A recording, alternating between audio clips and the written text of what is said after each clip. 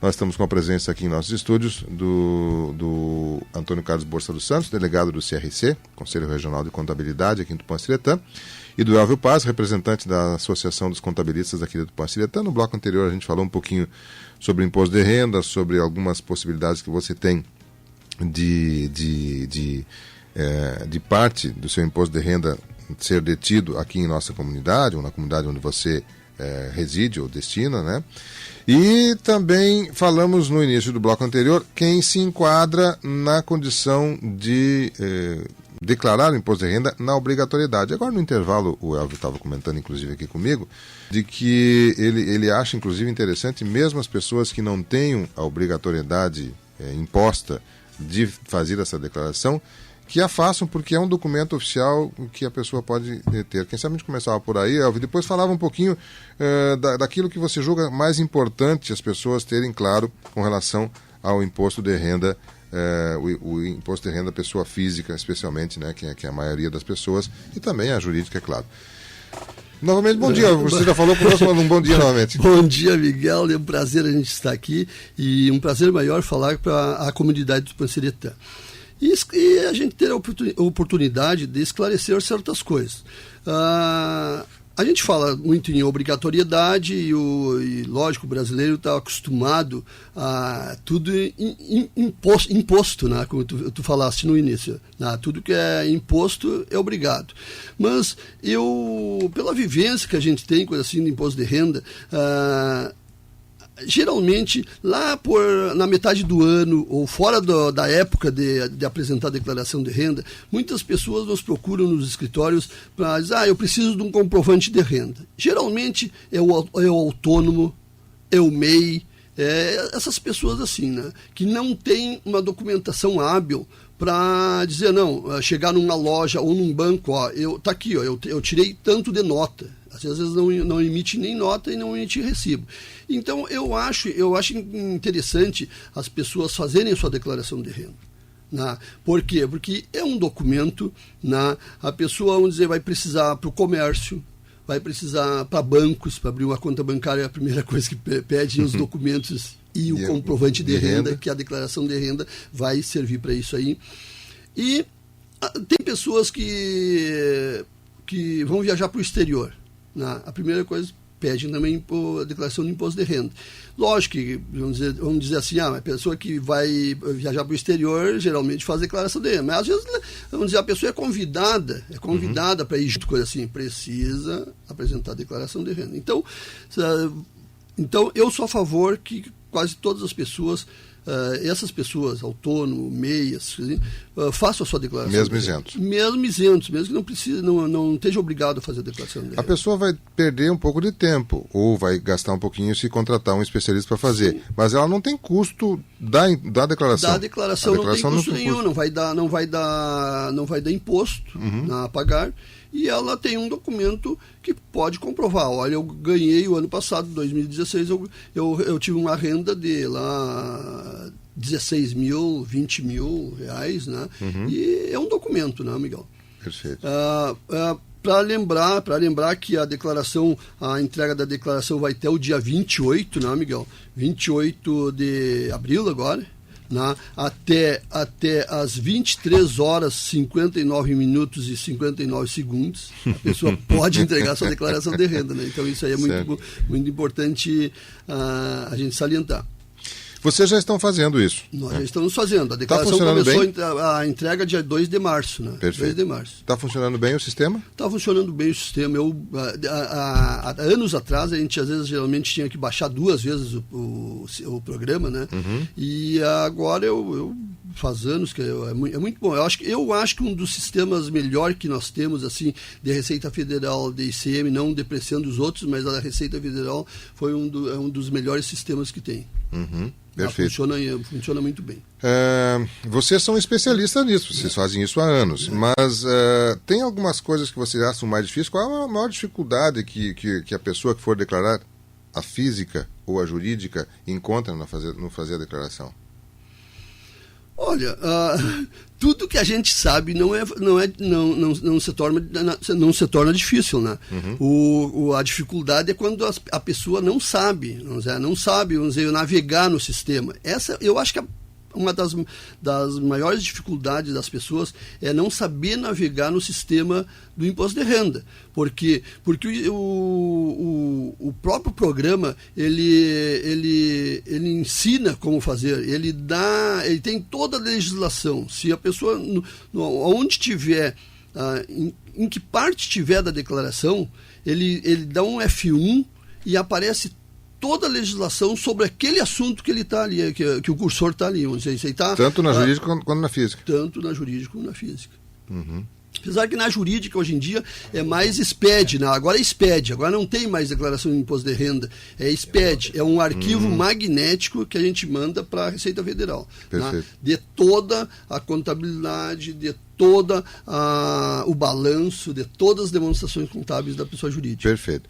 Tem-se uma informação de quantas pessoas pagam imposto de renda pessoa física em Tupanciretã? Eu não tenho. Porque nós contribuintes, deveríamos ter o direito de saber quantas pessoas e que volume de imposto de renda Tupanciretã paga. Né? É que, na realidade, Miguel, eu acredito que, tirando aquele que fica isento de pagamento, o restante todo paga. Porque às vezes tu tem uma retenção na fonte e tem um imposto devido. Então, e tu vai ser ressarcido uma parte só, de uma parcela, então paga imposto. Então paga, o contingente é grande. Talvez, Miguel, isso nós vamos ficar até devendo isso aí, né? Talvez a gente consiga, ou através da Receita Federal, lá direto na Receita Federal. Hoje à tarde eu vou na Receita Federal, de repente eu vou perguntar para eles se eles têm condições de me informar. Isso aí, quantas pessoas é evidente que você não pode entrar na individualidade, você não pode saber quanto o Elvio pagou no imposto de renda, que isso é um sigilo que é garantido. Mas o global, o volume de pessoas que pagam, seria um dado interessante. Né? As pessoas procuram vocês com quais os maiores questionamentos assim, que são feitos, a pessoa que declara, o que o pessoal mais procura vocês para se informar? O primeiro é se ele precisa fazer. Se ele precisa fazer a declaração. Aí vai lá, e tu vê a documentação dele, porque na realidade é como diz o Elvio, às vezes o cara não. Eu digo, olha, tu está desobrigado, tu não precisa fazer dentro da reta. Se tu quiser fazer, não sei qual é os teus planos futuros, tem alguma coisa, tem que apresentar a renda, e esse é o teu documento, tu faça, mas não é que a gente assim, não, tem que fazer porque está no contador e o contador vai fazer, vai cobrar. Né? Então a gente não usa esse expediente para isso. Explica para ele e deixa ele livre. Certo. Quer fazer? Faz. Se não quer, não faz. Então esse é o maior, é o primeiro, né? E depois vai aparecendo outros. Né? E aí no desenrolar, tu tem que pesquisar documentação, pedir, eles não sabem, movimentação de banco. Mas não precisa informar meu saldo bancário. Precisa. Aí chega o outro lado, chegou no fim do ano, eu tenho dinheiro X lá, eu vou retirar do banco, aí depois deposito em janeiro. Eu digo, não adianta. Não adianta fazer isso aí. O banco já informou para a Receita que tu tinha um movimento bancário X, agora. Outra coisa, amiga. Os cruzamentos são. Olha. Em termos de cruzamento de informações. Sobre o cruzamento.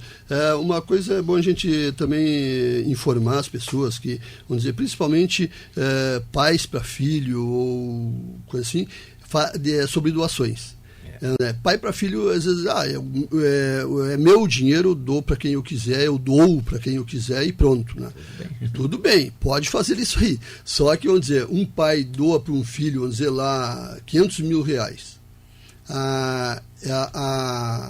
O Estado está pegando, através da Receita Federal, essas doações e está tributando 3% sobre essas doações. Então tem que ter muito cuidado, porque eles estão cruzando essas informações e estão pegando, né, um órgão com o outro. Hoje não existe mais esse sigilo, vamos dizer, a Receita Federal só. A Receita Federal está interligado em todos os outros órgãos. Né? Então eles estão cruzando tudo. Perfeito. Bom, quem não fizer a declaração até 28 de abril e se enquadrar na condição de ter que declarar, obrigatoriamente tem que declarar. Qual é as penalidades, que multas, enfim, como é que funciona? A multa mínima por não entrega da declaração de renda é R$ 165,74, ou 20% sobre o imposto devido. Né? Essa é a multa por falta de... que Quem está for maior. obrigado a entregar e não entregar a declaração. 1%, fora 20%. 1% sim, ao mês calendário. Não, mas 1% ao mês calendário. Um mês. Ou fração de atraso lançada de ofício e calculada sobre o total do imposto devido nessa apuração, ainda que integralmente pago. Né? Então terá o valor mínimo de R$ 165,74 centavos, o valor e valor máximo correspondente a 20% do imposto sobre a renda devido. Então tem... Quer dizer, tem penalidades. Tem penalidades. O melhor o cara pode pensar, mas 160 e poucos pila, quer saber, eu vou tratar de fazer a minha colheita, depois da colheita eu vou tratar desse negócio aí. Mas, se ele pegar imposto devido, ele pode ser penalizado, multado em 20% sobre imposto devido. Perfeito, muito bem. Bom, as pessoas que fazem declaração rotineiramente têm já um pouco mais de hábito. Mas e quem nunca fez declaração e tem um certo patrimônio, está correndo um risco grande? Está correndo risco, porque ele, tendo acima de 300 mil de patrimônio, ele está obrigado a fazer a declaração de renda. Né? Então ele tem que montar toda a declaração de renda, colocar todo o patrimônio dele na declaração de bens, né, daquele exercício e o que ele tinha também em 2015 também, para ver a sua variação patrimonial do seu patrimônio em 2016. Eu já vi pessoas argumentando... Variação patrimonial é uma coisa muito séria e muito importante, que inclusive muitos colegas eu sei que não fazem a variação patrimonial. Né? Variação patrimonial é o que tu teve de aumento no ano. No teu patrimônio. No teu patrimônio todo. Então, tu aparece lá com um depósito de 1 milhão na tua conta bancária e não teve um rendimento de 1 milhão. Compreende? Então, rendimento ou uma transferência patrimonial ou uma venda de patrimônio. De repente a pessoa tem um patrimônio declarado de 100 mil reais. Mas, na verdade, aquele patrimônio vale 600 mil. Quando ele for vender, a taxação vai ser terrível. Daí é ganho de capital, né? Pois é. Vai ter que calcular um ganho de capital. Se ele tivesse progressivamente crescendo de 100 para 150, para 100 e tal... Eles não fazem isso aí. A Receita não... Isso é um cuidado que tem que ter. Tem que ter. Que para o futuro vai dar problema. Outra coisa que o contribuinte tem que cuidar sobre isso aí que muita gente não faz, é o seguinte, vamos dizer, tu tem um imóvel, uma casa, e tu faz uma reforma, às vezes, faz uma monstra reforma na tua residência. Esquece de colocar na tua declaração de renda, declarar, aumentar o valor daquele imóvel, vamos dizer, daquele imóvel está por 30 mil, tu fez uma reforma de 100 mil reais. Naquele ano tu deve declarar 130 mil reais. Né? Para quando tu vender ele vai valer 130 mil, não 30, porque senão vai dar um ganho de capital, uma coisa que tu não vai ser preciso, não seria preciso pagar imposto. Né? Eu já vi pessoas dizer assim, eu não declaro, eu não existo para a Receita Federal, não vou declarar. É um raciocínio que tem alguma lógica? Eu acho que não tem muita lógica, porque hoje, com todo o cruzamento que a Receita tem, de uma hora ou outra, ele pode não ser pego este ano, mas daqui a 2, 3 anos ele pode ser pego, e a Receita vai fazer um levantamento dos 5 anos dele. Então é muito perigoso, né? Perfeito. É 5 anos. Outra coisa, Doguinho, eu gostaria inclusive de falar para os vovô, né? As pessoas que têm mais de 65 anos. As pessoas que têm mais de 65 anos ou que fez 65 anos em 2016, se fez 65 anos lá por junho, vamos dizer, ela tem que, até R$ 1.903,98 é a parte isenta da aposentadoria dela. Ela é aposentada, até 1.903 é isento. Acima disso aí, ela tem que oferecer a tributação mensal. Né? No ano, se ela passou todo ano com 65 anos, ela pode isentar R$ 22.849,76. Renda anual. Anual. Né? Então, o que acontece com essas pessoas assim, que são aposentadas? Às vezes tem pessoas que têm 2 aposentadorias, 3 aposentadorias, né? De órgãos às vezes diferentes. No comprovante de rendimento vem se ela ganhou mais de 22.847 daquela aposentadoria, de cada uma aposentadoria, vai vir nos 3 comprovantes, nos 2 comprovantes, vai vir isento de R$ 22.847. Né? Só que ela está permitido pela legislação isentar só 22.847. Mas ela tem que optar por um. Opta por um e as outras partes que vêm ali no comprovante isento, ela tem que oferecer a tributação. Perfeito. Então isso aí é muito... Porque cada um está informando... 65 eu não pago mais imposto. Cada um está assim, informando individualmente cada renda, mas se no somatório delas tem mais do que isso, tem que pegar optar só por um. Perfeito, muito bem. É um alerta interessante, porque muitas vezes as pessoas têm... E se ela tiver não só aposentadoria, ela é aposentada, por exemplo, mas tem outras rendas. Tem um imóvel que loca, tem uma renda de um arrendamento. Daí do imóvel, arrendamento, ela tem que tributar. Tem que oferecer a tributação. Perfeito. Ela só vai utilizar a da aposentadoria. Perfeito, muito bem.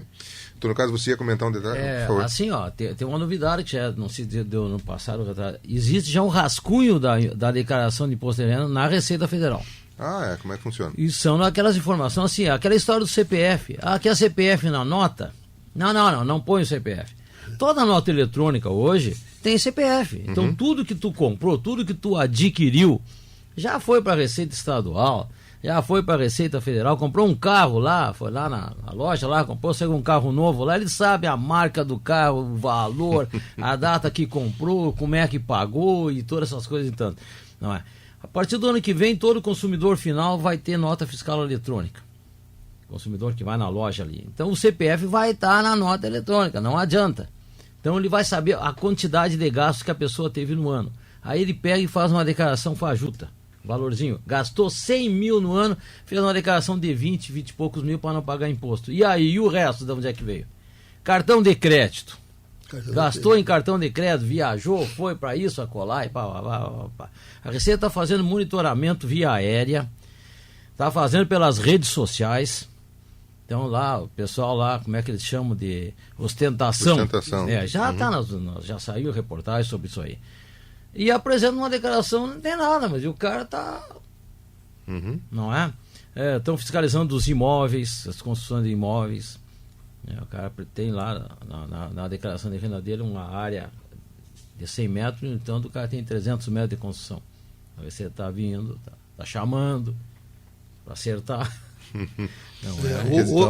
Hoje, estou aqui, né? Todos, só te interrompendo, hoje, falando de imóveis, né? Todo imóvel que é construído sai uma matrícula na prefeitura. Antigamente, isso aí era só dados internos, arquivado na prefeitura. Né? Hoje, no momento de tirar a certidão da obra, sai a matrícula, já está lá na Receita Federal. Perfeito. Quer dizer, tem 5 anos, e tem 5 anos. Antes de 5 anos, a Receita vai...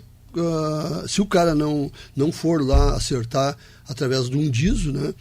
Ele é chamado pela Receita Federal para acertar o imposto dele.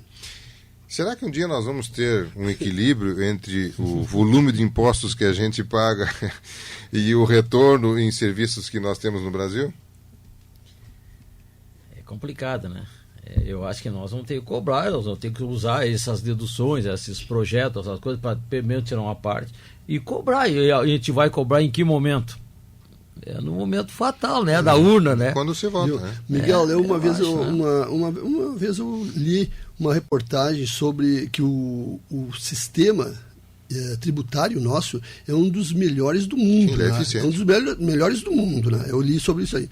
Só que o nosso retorno, né, é muito baixo perto dessa eficiência de cobrança de impostos. Né? Eu acho que esse nosso dinheiro está se perdendo, né, em coisas que não tão útil como seria a segurança, a saúde, né, o que a população hoje em dia está cobrando. Né? A população, acho que a população brasileira está certa, nós temos que cobrar os nossos direitos, né, os nossos impostos que nós recolhemos. Perfeito. Nós somos cobrados do imposto, então temos o direito de cobrar. Melhor destinação disso aí, né? Eu acho. E nós somos fiscais disso aí, nós não temos, né? Perfeito.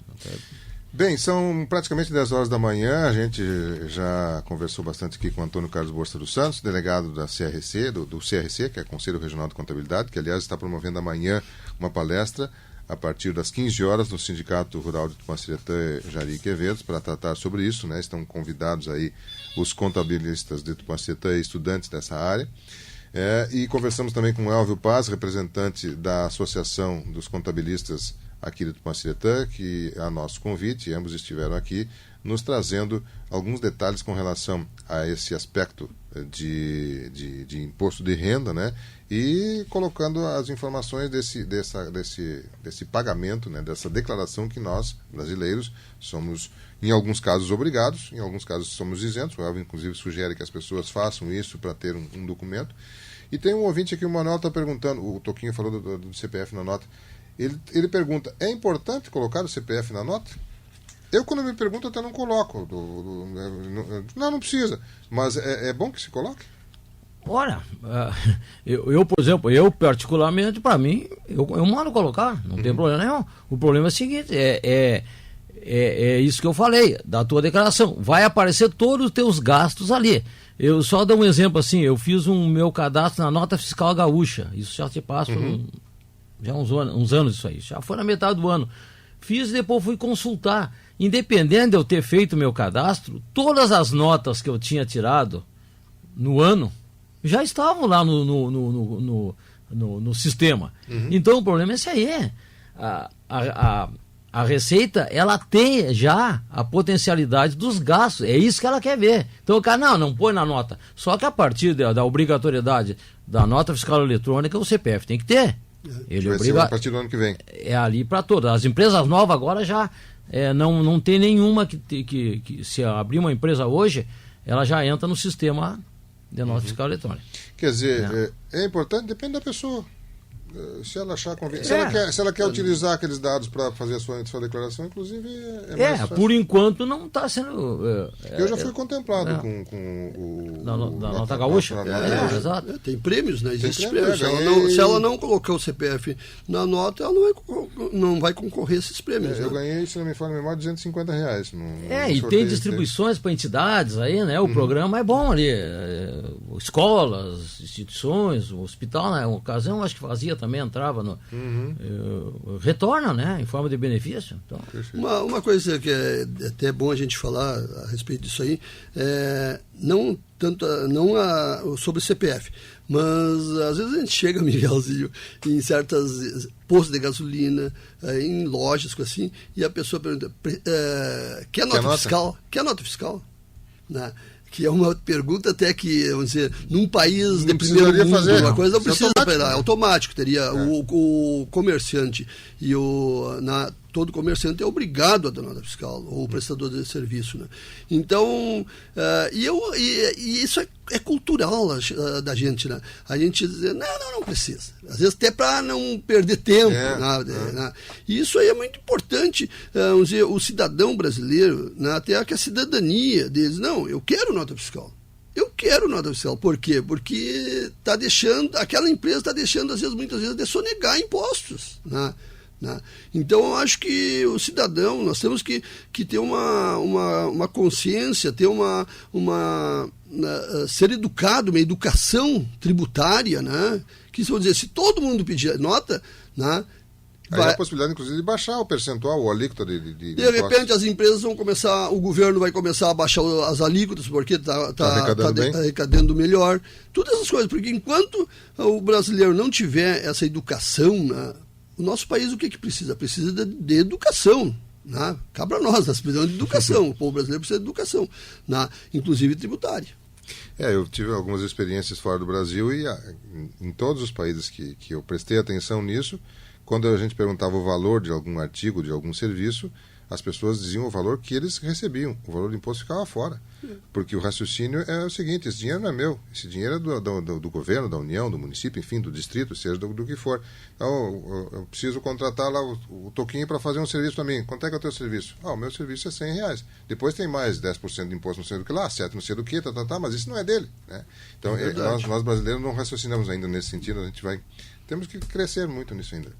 Bom, mas eu quero agradecer a presença do Elvio, do Antônio Carlos, que se deslocaram para cá e participaram junto conosco, né, e colocaram o microfone à disposição do Elvio para algo mais que ele queira acrescentar e, posteriormente, do Toquinho para concluir. Elvio, mais algum detalhe, por favor?